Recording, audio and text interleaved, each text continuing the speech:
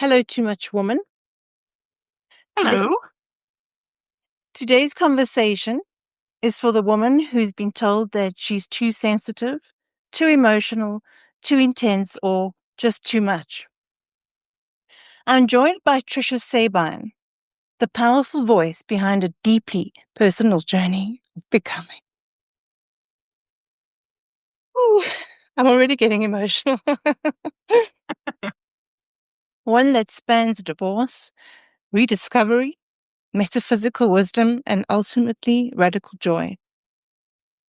Her book invites women to come home to themselves.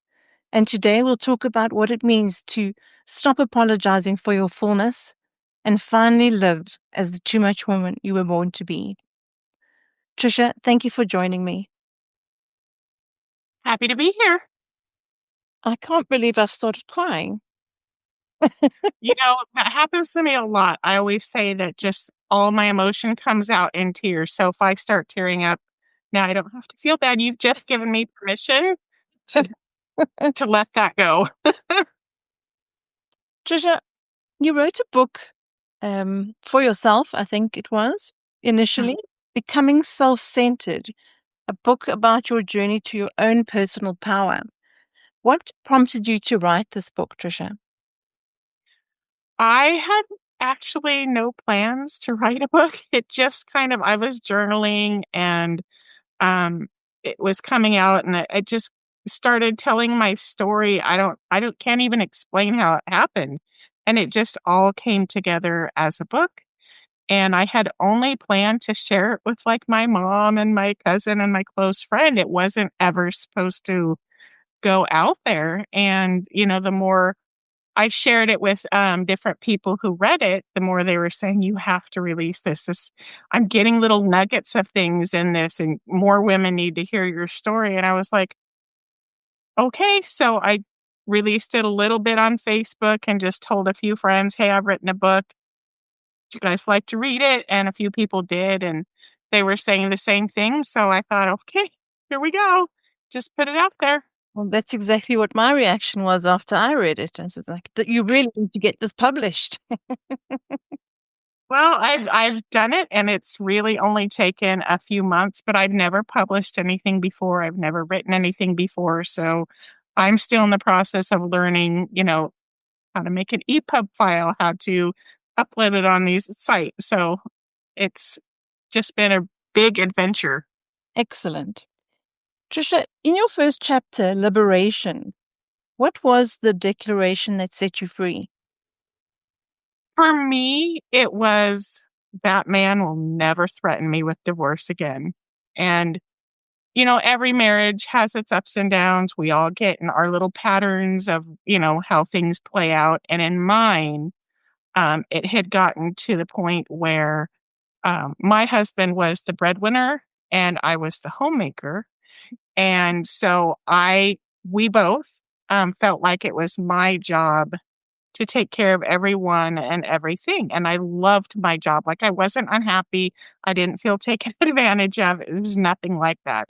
I loved him. I wanted to be married forever. But every time, and we didn't even fight that much, but every time there was a disagreement, and I mean like small, he would just threaten divorce because he knew I would jump into action and fix it, figure out what was making him unhappy and fix it. Mm. So the last time was just a declaration to myself, like, this is insane. What are we even, you're threatening divorce over this petty issue. And I just decided I was stepping off the merry-go-round. And Excellent. I don't know how else to describe it, but I had expected, we've been married for 22 years. I expected it to be a long grieving process.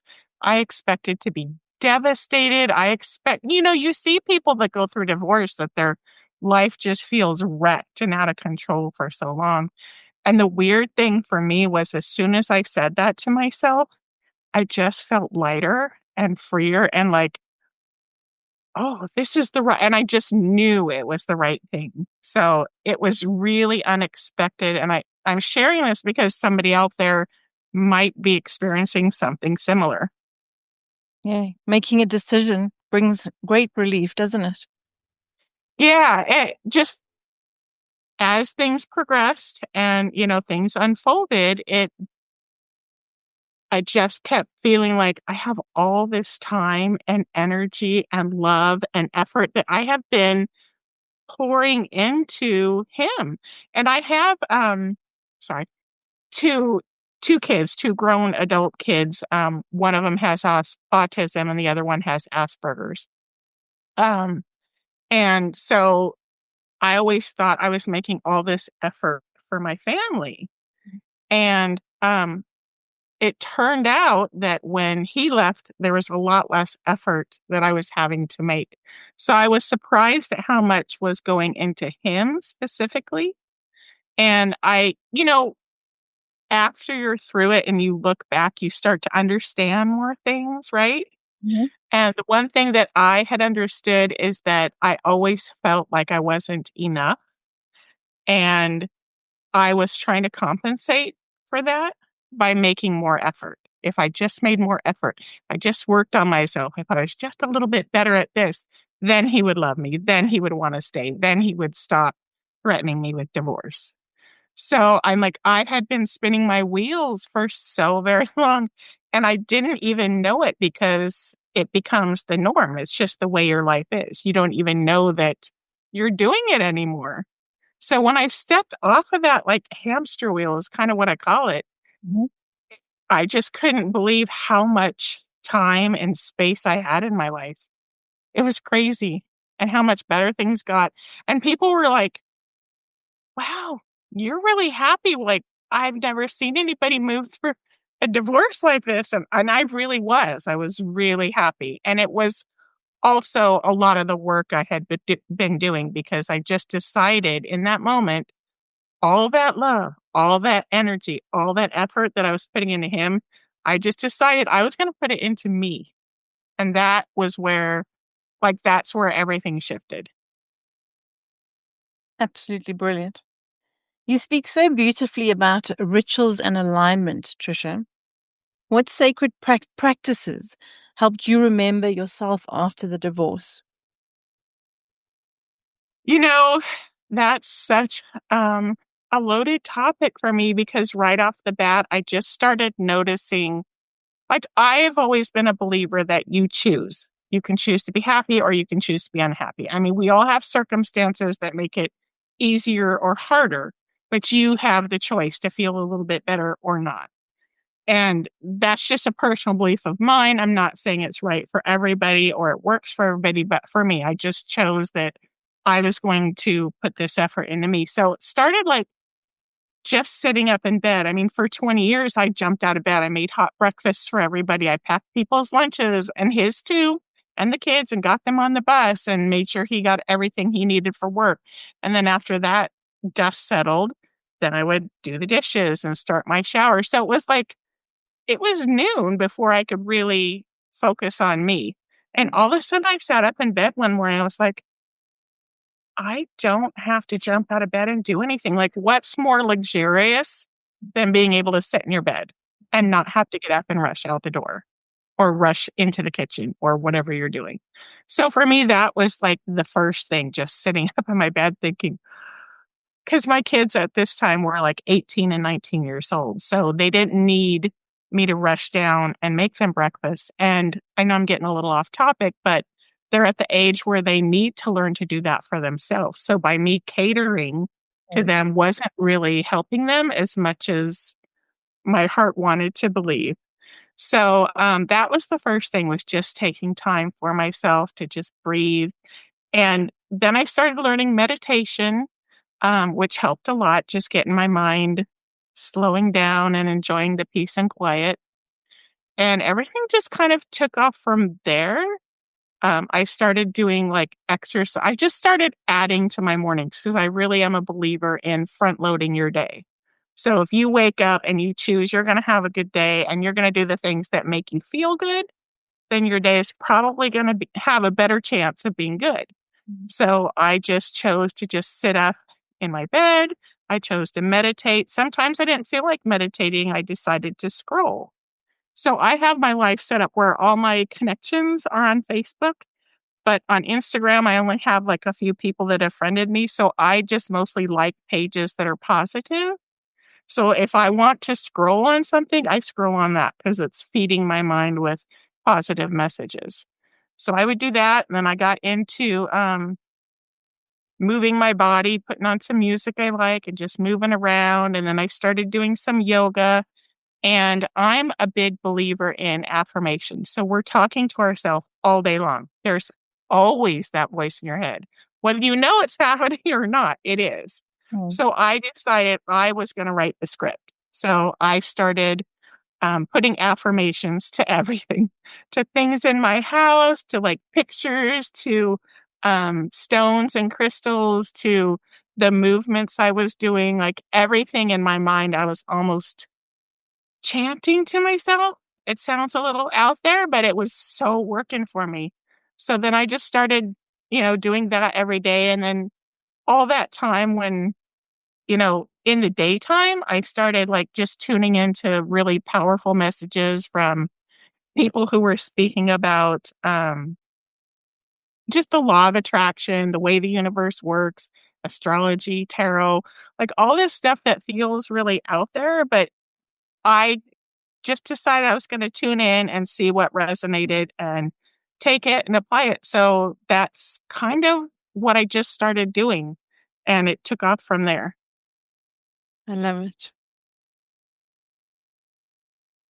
What was there a moment in your journey, Tricia, when you realized that being too much, it wasn't the problem? It was actually your superpower. Yeah, that happened. It all kind of blends together right now because you know how it is. Your life just takes off and you're like, things come towards you that you understand differently. My moments of that were when I started embracing being selfish. That always seemed like a dirty word, like you're supposed to be selfless. And I was like, I took care of my family. I took care of my friends. I showed up for my parents. Like, I am actually a caretaker as a profession. I help teach adults with autism and other disabilities how to do independent living things so that they can one day be independent and have an independent life. So I'm a natural caretaker. I had been selfless and I had really enjoyed it and thought that made me feel good. But when I turned the script around and thought, what if I took care of me first? This is what I'd started doing. And all of a sudden, like, I was like, selfish is such a beautiful word. So when I started owning words like selfish and self-centered and full of myself, it was like, who is this person? And, that felt like a superpower, not apologizing for things anymore. And the interesting thing too is just it snowballs. So I've been heavy ever since I had kids. And I've always, you have this vision of your body as not being good enough. And most of us do, whether we're thin or not. But I had held this vision for so long. And I just decided I'm done with that. So I've started looking in the mirror and telling myself, you know, you are fabulous. And I started dressing fabulous and I started telling myself things that I had wanted to hear for a long time from other people and that I just didn't. And really just started like loving my body and appreciating like how amazing is it that we get this body that can heal itself, that can do all these things, that can carry us through life and all the things that I hadn't appreciated because I was too busy feeling not good enough. And when I started feeling good enough, it just all came up and I started feeling just beautiful and amazing. And like I have this fabulous life and it kind of radiates from you. And so that actually turned into a superpower because I became a much more confident person in that. That sort of leads me into my next question, which is what parts of yourself did you once mute that you now celebrate out loudly? Everything. My ex was very, very, very intelligent and he prided himself in that. And he had a hard time being wrong. So I learned along the way, and this is part of reframing things in my mind. Like I could look at that and say, boy, he was kind of a jerk that way, or, label it as him being the villain. And I don't see it that way. It was such a gift because what I learned to do, since I couldn't like speak up and say, you're wrong, or this is not right, or anything like that, I started looking at my part in things. So I may not have caused this problem, but I can find my part in it and I can fix it. And so that actually turned into a superpower of its own, because when you're blaming someone else, you're saying, I can't fix this problem, only they can. It's their fault. But if you say, okay, this is my part in it, that's the part I can change and I can make things better for myself. So I just started looking at that as another superpower. Like I could just take responsibility for anything and change it and make it the way I wanted to, and it just started working out for me. Yeah, because when you take your part in it, you take your power back. Isn't that right? Yes, and there's so much power and personal responsibility. So much. I didn't realize it at the time, but looking back, like everything's clearer looking back, and writing the book really helped me see some of the things that had just happened that I didn't fully recognize, and thought, that is actually a superpower. And I used to, not put that out there. I used to mute myself, and I didn't want. One of the things he had told me through our marriage is that it was kind of despicable that I want to be right at all costs. And what I've learned since then is that people project. So that was him. He needed to be right. But I took it on as like, this is a flaw. And, don't sound intelligent. You don't speak your mind, because you don't want to be like that. And so I did mute that for many years. And when he left, I just stopped. And I just started speaking my mind. I mean, look at me, I've written a book. I didn't even know I had that in me. I'm so proud that you're free, Tricia. Thank you. Radiance is a powerful word that you use in your book. What does it mean to you to live radiantly and unapologetic as a woman? So for me, that means you're just radiating from the inside out. Like a lot of people, I know when I felt insecure, I projected confidence to try and, I didn't want people to know that. And a lot of us do that. We compensate for what we believe our flaws are. But when you do the work on your inside, when you change the script, you change what you're telling yourself, you start believing better about yourself, it's a different kind of vibe that you show up with, and it just comes from the inside. Like you're not faking it to make it. You're no longer like trying to pretend you're confident when you're not. It's just radiating from the inside out. That's the best word I can describe it. And at first, it's something that I practiced and I did deliberately. But over time, it just became my baseline. Now I just feel that way all the time. I don't really have to think about it. I don't have to like put a lot of effort into it. It just happens. So I kind of feel radiant in my life. And that's not something that most people feel comfortable saying, because we all want to appear humble. But it's just how it is now. So I don't apologize for that anymore. Well, this is not the channel for you if you're into humility. We're here to turn it up. Right? I love that about your channel. Thank you for doing this. Tricia, in the chapter of seasons, you write about seeing your life in phases. How can we embrace our own messy middles and not rush to fix it? So that's hard for me. I don't see myself in a place to like give advice or anything like that. I just kind of shared my story, and some of the things I did worked for me, and if they work for other people, great. But everyone has to kind of find their own way, and it'll look different for all of us.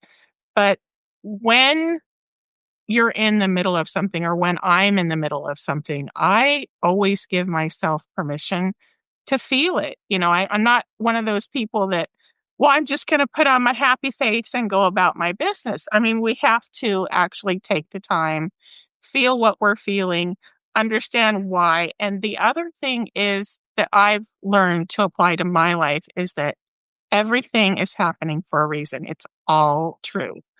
So at some point, I'm going to back at this and see the growth, see the gifts in this experience. So whatever I'm experiencing, I just assume like I'm getting something out of it. What is it? Like I get excited about that stuff. I'm like, bring it on. What am I supposed to release? What am I supposed to learn from this? What's the gift in this? So that's my place that I go to when things aren't going the way I would like them to. We all have health struggles. We have things that happen with relationships and friends. And I mean, I'm not immune to that just because I'm in a better place now. But when those things do happen, I just greet them almost with excitement. Like if we went through our whole entire life and nothing ever rocked the boat, we would stay stagnant. Mm. So these experiences and the middle parts and the parts that don't feel really good, that's where the growth is at. That's where we can just figure out what we're supposed to get from it and like you level up in those times. That's the best word I have for it. So I kind of embrace those for me. There's that saying, a calm sea doesn't make for a strong sailor, something to that effect. Hmm. Yes. Yeah, totally. Looking back on your marriage, and I think you mentioned, you touched on this already, but what are you seeing clearly now, only after stepping away? And how has that clarity reshaped your sense of self? Well, I think I've reshaped it a lot of times. So at first, when I stepped out of my marriage, I talked about just having all this free time. I didn't even know how much time and energy and love I was devoting to somebody who wasn't giving it back. So when I first stepped away, that's what I noticed. But then other things started happening. You start realizing that, or I did anyway, that this person I chose to be with was a mirror for me. So nobody can make me feel any way about myself that I don't already feel. And I started really understanding like the law of attraction and alignment. And I know these words are thrown around on YouTube and like there's a lot of people explaining them. But when you really understand them, you see how they are present in everything. At the time my ex and I met, I believed that I was unworthy. I didn't think I was good enough. I thought I was less than. I thought I was lucky to have him. And he believed that too. So we were a match. Like we were a match in every way. We just aligned. And when you work on yourself and you no longer believe that, what happened for me is he exited my life because we were no longer a match. So when I look back,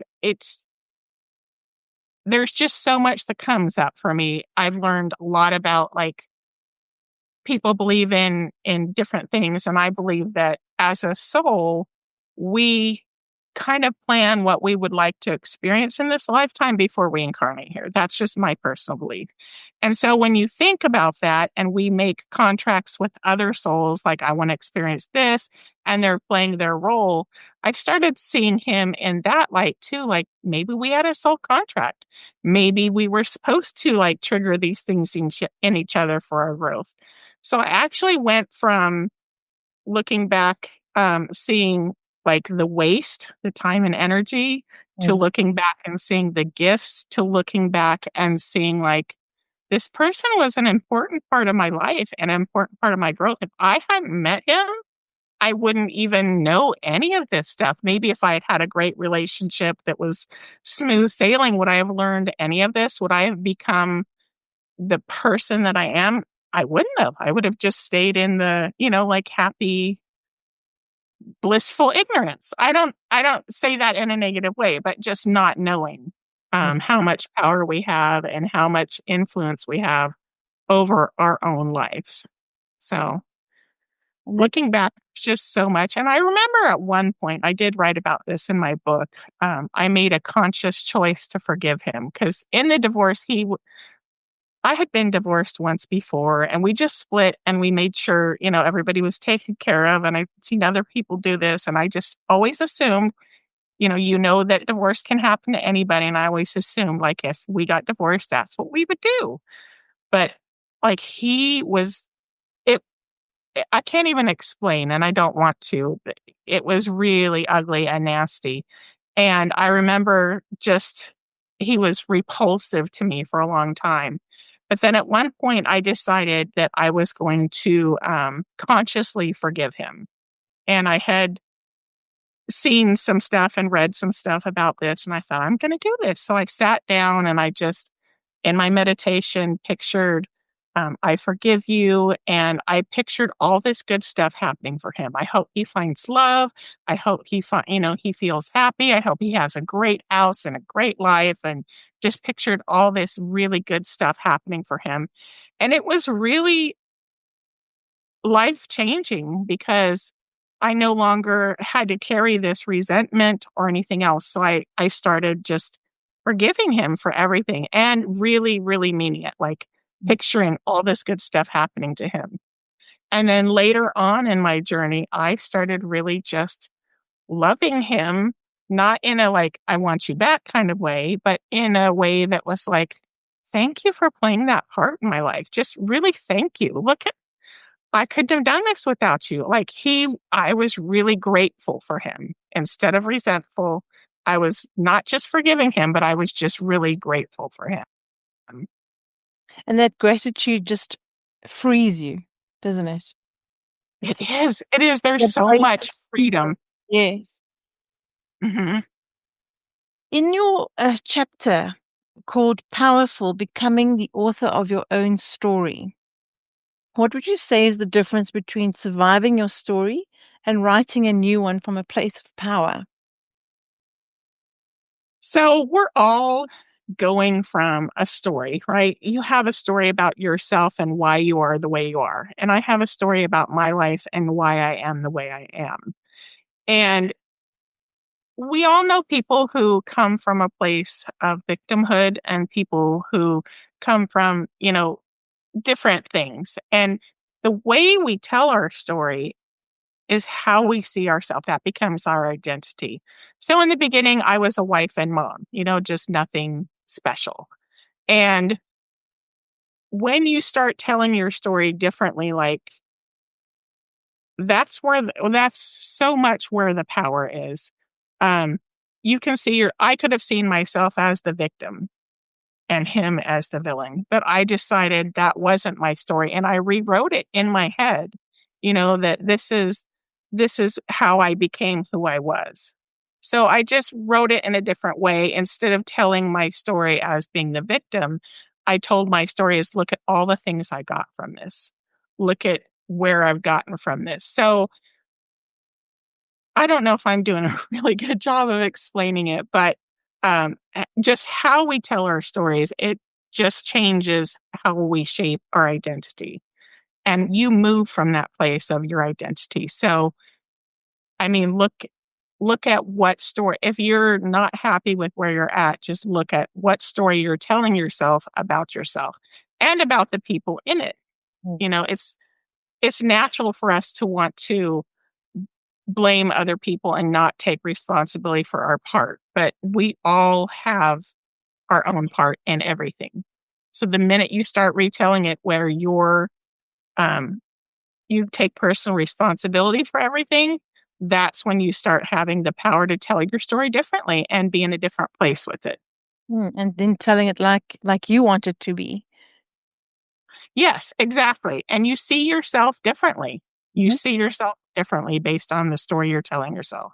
I mean, I went through a period of my life where I was severely disabled. I don't want to go into all the details because that's a long one. But for 4 months, I couldn't get out of bed. I mean, when I sat up, the world would spin. It was really horrible. And I can look back and tell that story as this was a horrible thing, right? And it happened to me, and I was powerless and it was awful. But what I do look back in my own mind, I see, like, I learned that my body is amazing. Like, it heals itself. I started learning how to just really appreciate doing little things I had resented, doing things like laundry and dishes before that. And when I couldn't do those things for a long time and I was feeling like a failure, the minute I could start doing those again, I was like, oh, this feels amazing. Like there were so many gifts in that period of disability for me. So I can look back and I can tell my story about how awful that was. And that's true. But I can also look back and tell my story as how much I learned from that, how much I love my body now, how much I love being able to do things. Able is such a strong word for me now, where before I just took it for granted. Of course, everybody can do this. Everybody can do shopping and drive their cars and be a mom and all that. But when you have that period of not being able to, you start appreciating being able to more. So how you tell your story, it just makes all the difference in the world. Absolutely. So if you had to sit with a woman who's feeling a bit flat, disconnected, or a little bit out of touch with her own personal fire, what would you whisper to her, Tricia? Just find your amazing, because we all have it. Like, how many of us can say, oh, I'm really not good at this, or I need to work on that, right? It just flies out of our mouth because we want to be humble. Mm. But how many of us can say, I'm amazing at this, or I'm amazing at that? So, whatever, and we all have some of both. We all do. And so find your amazing and lead from there. Like look at yourself in the mirror and tell yourself how amazing you are, because I've spent a lot of years wishing he would notice things about me and wishing he would tell me. And you can do that for yourself. I wrote about in my book, so this is repetitive for anybody who's read it. But at one point in my journey, I found this picture of this woman standing in a field of flowers, and she was picking her own flowers. And she wasn't like smiling like for a picture. She was just looking content. And you could see that she was content for picking her own flowers. And to me, that popped into my head like, pick your own flowers. Just do it for yourself. You don't need to wait for somebody else to tell you you're amazing. You don't need to wait for somebody else to tell you you're beautiful. You can do that for yourself. You don't need to wait for somebody else to rub your feet or do things for you. I just started picking my own flowers. And so if you're in that spot, that's the best thing we can do for ourselves is look at ourselves and tell ourselves that we're amazing. And I think the more we do that, especially when we learn to do it out loud, which for me came a lot later, um, I think it's amazing. And like what you're doing, we're giving other women permission to do the same thing. And not like they need permission, but when you normalize talking good about yourself and leading with like, you know what, I'm really good at managing my finances. I've helped a friend with her finances because I just said that. Every time you lead with something that you're good at or that does make you amazing, other women, it becomes normalized, and other women and men get the permission to do that too. So I think that's what all of our collective jobs kind of are, is to learn how to love ourselves and put ourselves out there. I really love that. Pick your own flowers. It's not an image in my head that I'm going to keep for myself. I just, Because it's so perfectly apt and descriptive of how to care or how to unlock yourself. mhm. Okay. Yeah, I described in my book, like all of my art to me, all of my plants, all of my crystals, every piece of decor in here, like it goes back to we're all talking to ourselves all the time in our heads. And when you learn to use affirmations and change the script and tell yourself good things, it's so beneficial. But you have to think about those things. But if you say, here's a piece of art and this is what it represents, and it's an affirmation, now every time you see that just out of the corner of your eye, it's the affirmation. You are just making it so effortless to have these affirmations coming at you. So most of the things in my house have an affirmation attached to them. And nobody has to know. I mean, you can tell people if you want to, but nobody has to know you're doing it. It's just something that really helps because you're getting these messages all the time.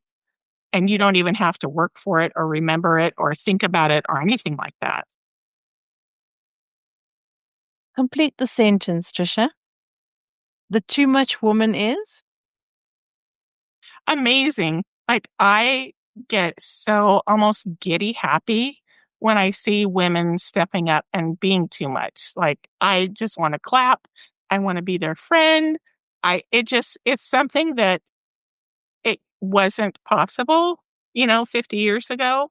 And we've come so far, and it just makes me feel happy. It just makes me feel like I want to clap for her. And I have somebody who walks around my neighborhood, and she's heavy set like me. But when you drive by, she's not like exercising to exercise. She's like smiling at people and stuff. And I think, I want to be her friend. That's a too much woman. She knows she doesn't have to be thinner to be, you know, have people like her and want to be her friend. So I don't know, that's what it stirs up in me. It's fantastic. And in addition to that, she's happy. And that's what counts. Yes. Tricia, it's been an absolute pleasure speaking to you. Thank you so much for being here and sharing your truth. Your journey is such a powerful reminder that our too muchness is exactly the very thing that the world needs more of. Tell me, where can people find your book or connect with you or follow along with what you're doing?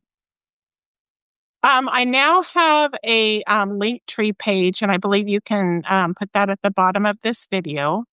And basically, I've published a book. So there's a link to it on that page. But also, if you go to Apple iBooks app or Amazon Kindle or Google Play. Google Play isn't live yet. They're still reviewing my book. But if you go to any of those sites and you put in Becoming Self-Centered in the search bar, my book will come up. And I'm not doing this to really make money. I don't consider myself an influencer. I just put it out there because people were giving me that feedback that it's an important message for people. So it's free where I could make it free. Amazon Kindle requires it to be at least 99 cents. So that's what I put in there for that. Fantastic. And we'll leave the link in the description below. Yeah. Thanks again, Tricia. Subscribe for more conversations with women who are done dimming their light.